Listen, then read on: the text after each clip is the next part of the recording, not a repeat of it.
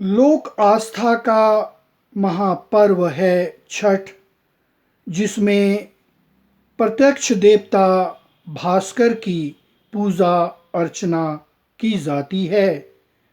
4 दिनों का यह त्यौहार संपूर्ण भारतवर्ष में काफ़ी श्रद्धापूर्वक मनाया जाता है। सफाई की विशेष महत्व होती है। कुछ दिनों से साफ सफाई की जाती है, घरों की सफाई की जाती है, तालाब और नदी को काफ़ी स्वच्छ रखा जाता है।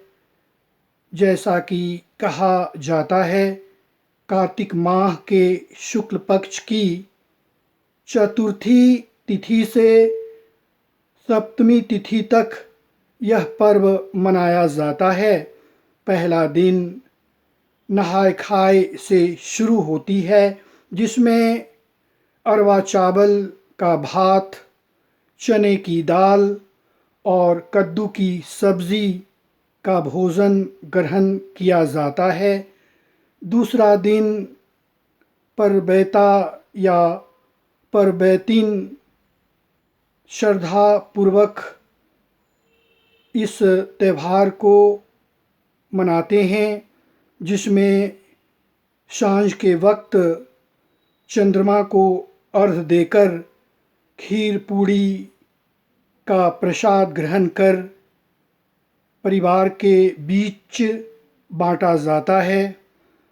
तीसरा दिन सांझ के वक्त सूर्य देवता को अर्घ्य दिया जाता है और चौथा दिन सुबह में भगवान सूर्य को अर्घ्य दिया जाता है।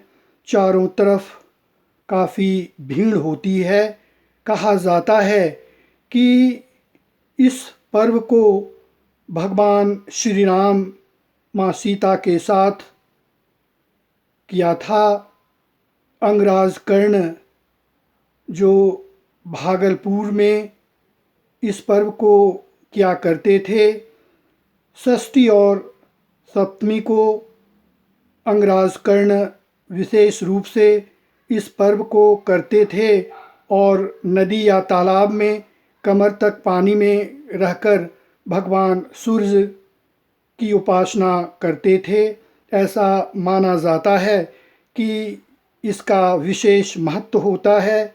धार्मिक महत्व के साथ साथ जब सूर्य की किरणें शरीर पर पड़ता है तो विटामिन की कमी दूर होती है। इस तरह से देखा जाए तो इस पर्व का विशेष महत्व माना गया है।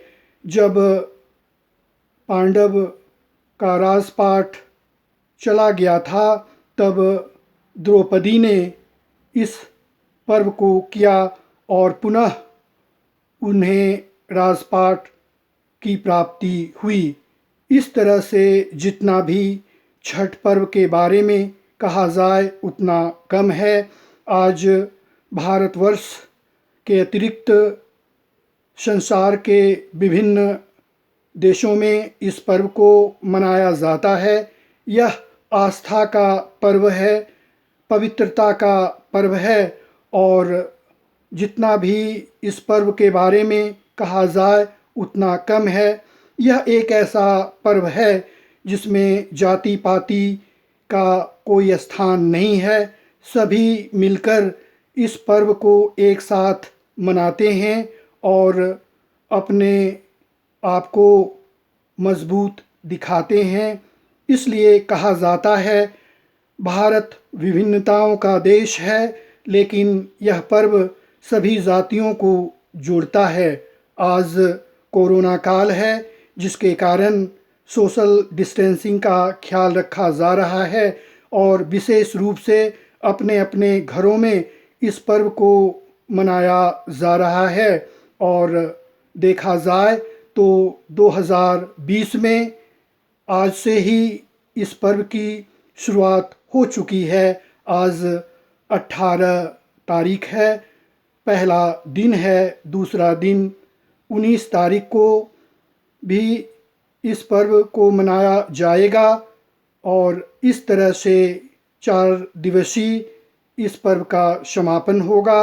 अंत में मैं कहना चाहूँगा कि छठ पर्व के शुभ अवसर पर समस्त देशवासियों को बहुत बहुत शुभकामनाएं और भगवान भास्कर से हम सभी व्यक्तियों की प्रार्थना है कि कोरोना जल्द से जल्द समाप्त हो, जिससे भारतवर्ष में ही नहीं बल्कि विश्व के सभी नागरिकों के लिए एक अच्छा संदेश हो। बहुत बहुत धन्यवाद।